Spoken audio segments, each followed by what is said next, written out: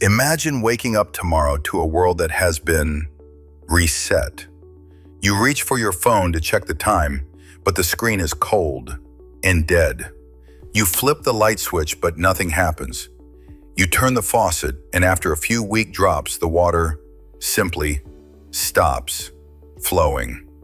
You look out the window, expecting to see a typical neighborhood power outage, but instead, you see a sky filled with shimmering, blood-red curtains of light, auroras stretching from the horizon to the very top of the sky. It's beautiful, it's haunting, and it is the final sign that modern civilization has just been knocked back to the Stone Age. This isn't the plot of a Hollywood movie. On July 23, 2012, this nearly became our reality. A solar storm, a billion-ton cloud of magnetized plasma, rocketed through the exact spot where Earth had been just 9 days earlier. NASA scientist Daniel Baker analyzed the data and said it plainly: if it had hit, we would still be picking up the pieces. The cost would have been 20 times greater than Hurricane Katrina. We're talking up to $2.6 trillion in damage to the United States alone. But it's the recovery time that's truly terrifying. Experts estimate it would take between 4 to 10 years just to get the lights back on. But here's what they don't tell you in the news. This wasn't a freak accident. It's happened before, 5 times in our modern history, and each time we got lucky. But our luck is running out. Because right now, in 2026, we are sitting in the danger zone of solar cycle 25.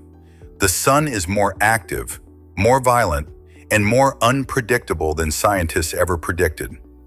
This is the forensic story of the 5 solar storms that almost reset civilization, and why storm number 6 might not miss. To understand the danger, we have to go back to the first time we realized our star wasn't just a ball of light, but a weapon. September 1st, 1859. Red Hill, England. An amateur astronomer named Richard Carrington is in his private observatory, sketching sunspots. Suddenly, right before his eyes, 2 brilliant white flares erupt on the sun. They are so bright he thinks a hole has been ripped in the star itself.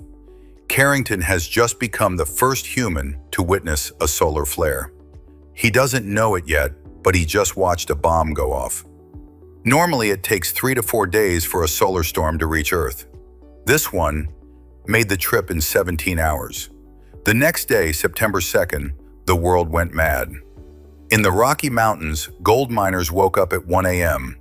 The sky was so bright with red and green light, they thought it was sunrise and started cooking breakfast. In the cities, the only high-tech infrastructure of the time, the telegraph system, began to melt.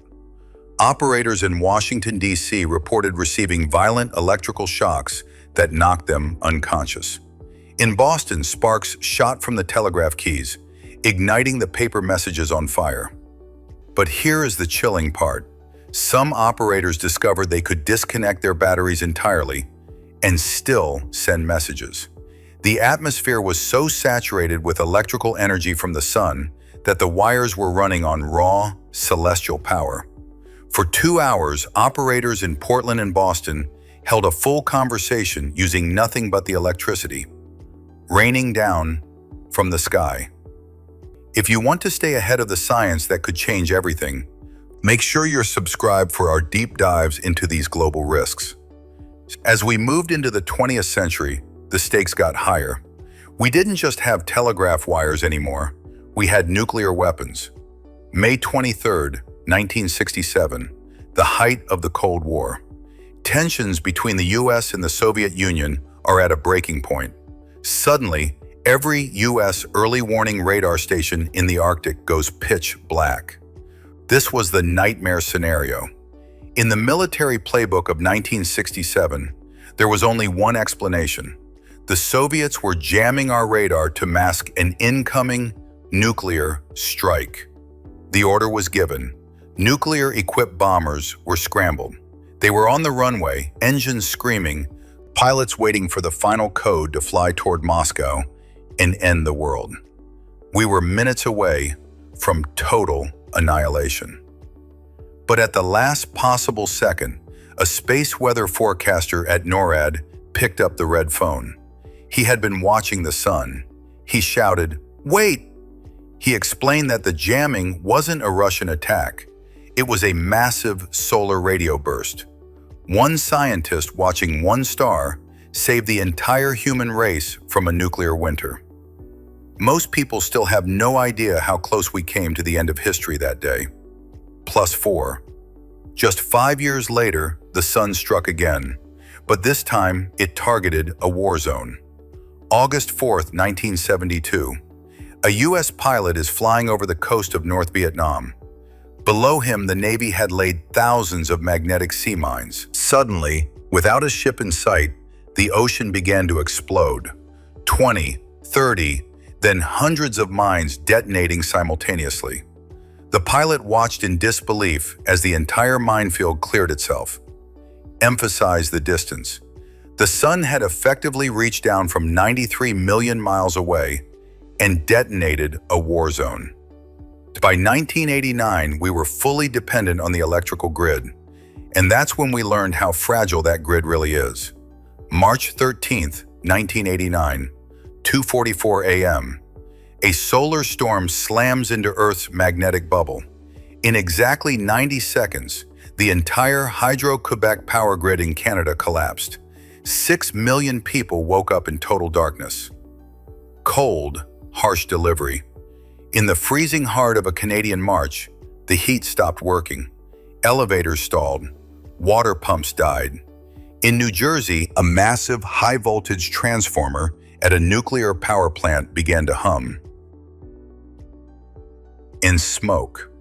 The solar storm had sent hundreds of amperes of direct current through a machine designed for alternating current. The wires inside the transformer literally melted.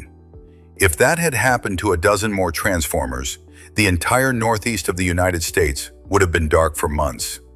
+4. And here is the terrifying truth. The 1989 storm was 10 times weaker than the Carrington Event of 1859. We are currently living in a world that is 1,000 times more dependent on electronics than we were back then. Understanding these events is critical for our future. So if you're finding this helpful, joining the community here ensures you won't miss our next update. +1. Increasing energy, high stakes. In October 2003, the sun fired again. This time, it broke our measuring instruments. The flares were so powerful, they maxed out the X-ray sensors on our satellites. They were off the charts. In Sweden, the power grid failed. In South Africa, massive transformers were permanently damaged.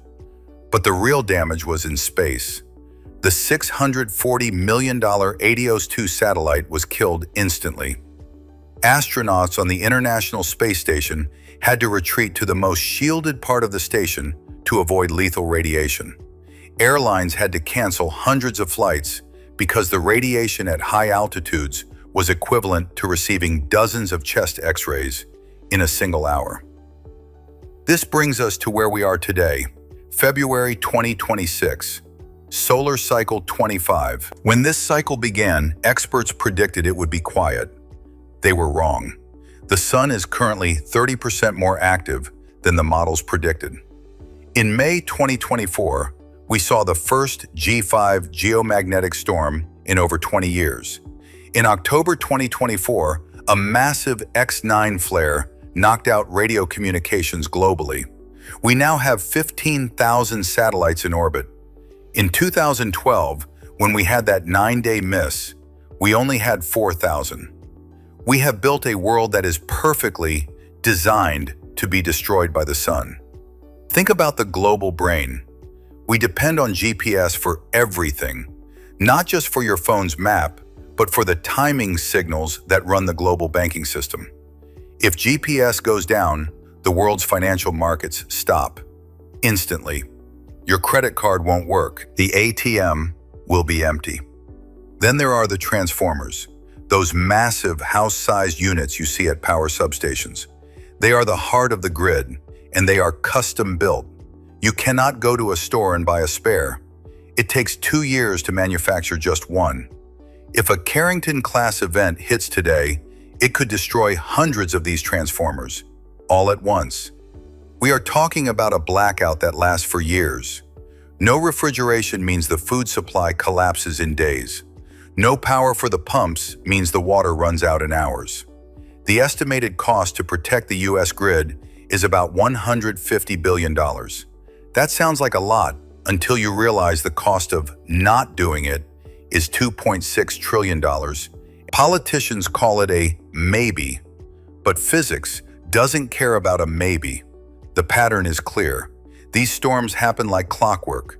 They are not a matter of if, they are a matter of when. Increased speed, intensity. The countdown is on. Solar cycle 25 is reaching its peak right now in 2026 and heading into 2027. We are in the danger window. Final reflective tone, philosophical. The sun is a star. It's been doing this for 4.6 billion years. It's not angry, it's not hunting us, it's just doing what stars do. But we have bet our entire civilization on a web of electrical wires that we haven't protected. Compassionate human advice tone. Maybe keep some extra water stored in your basement. Have a battery-powered radio that doesn't rely on the internet. Have a plan to meet your family if the cell towers go silent. Because the next time the sky turns blood red and the auroras dance over the equator, it won't be a light show. It will be the sound of the world's power button being pressed. If you found this information vital, subscribing ensures you're always part of the conversation on how we can better prepare for what's coming. Storm number 6 is on its way. The only question is, are we ready?